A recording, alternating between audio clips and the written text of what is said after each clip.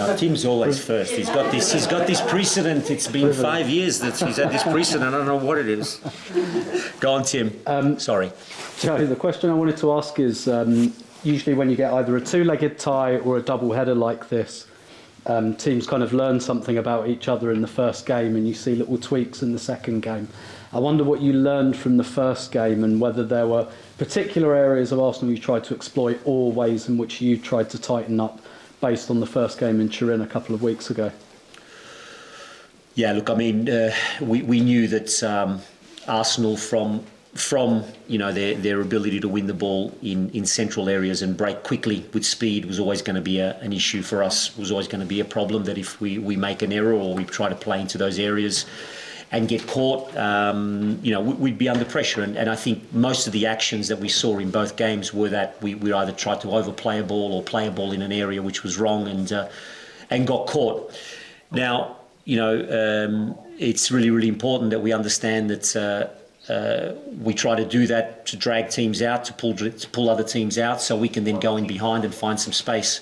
Sometimes it works, sometimes it doesn't work. So for us, it was about being a little bit more brave in sort of staying higher and keeping the line quite high, and not allowing them to win the ball in certain areas and break. So. But again, decisions are decisions on the pitch, and I'll never point a finger at a player who tries to do something or tries to at least be brave and do something. But as I said, it was a game of both games were games of moments and probably more errors from our area, from more errors from our side than Arsenal's ability to hurt us. Your English is getting good. Yeah, I've lost the rhythm. Lost the rhythm.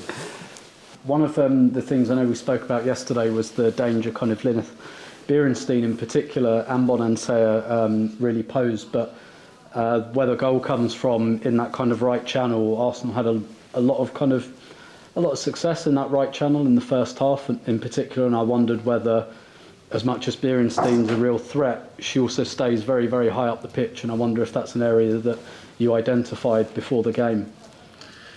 Yeah, I mean, of course, it's one of those things where it's a risk and reward thing, right? With the ball, she poses a threat if you lose the ball at the wrong moment, but if you keep the ball at those moments, then it also becomes a reward for you because they lose a player to defend with.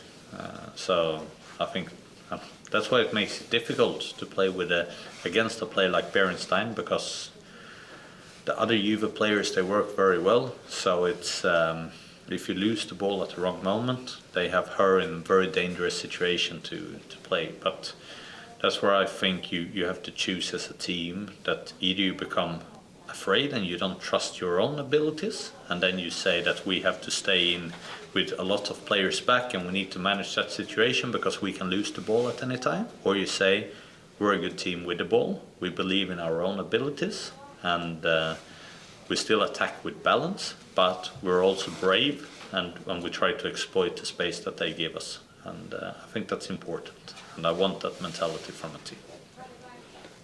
And in the kind of last 15 minutes, Arsenal, I think, dropped back a little bit, and I'm not sure whether that was part of the game plan. I kind of suspect not. And as a coach, first of all, when you see that happening with your team, do you try and change it, or do you think, okay, the team's tired, this is what it wants, we roll with that, we play like that? And I guess also, just to roll into that question, putting Jordan Nobbs on the left wing, was that about trying to get a bit more energy, a bit more control in those last 15 minutes? It was. I think I wanted us to have more of the ball at that time. So putting Jordan on in combination with putting Caitlin Ford on, that's a very strong target player, because I felt our 9 got a little bit isolated when we won the ball in order to try and hold up the attacks a little bit more. But it's about to not get too stressed. You have to think logical and say we didn't give any opportunities away to the opponent. Your own idea of the game is a little bit different to that. and we try to change it a little bit towards what we want to do, but not too much, so we didn't stress the players, because you also have to respect that sometimes the players are tired in the schedule that we are on, and they take smart decisions for the team. And I know if they have more energy, they will run more, and if they don't, they will take smart decisions. So I think as a coach you have to accept and respect that.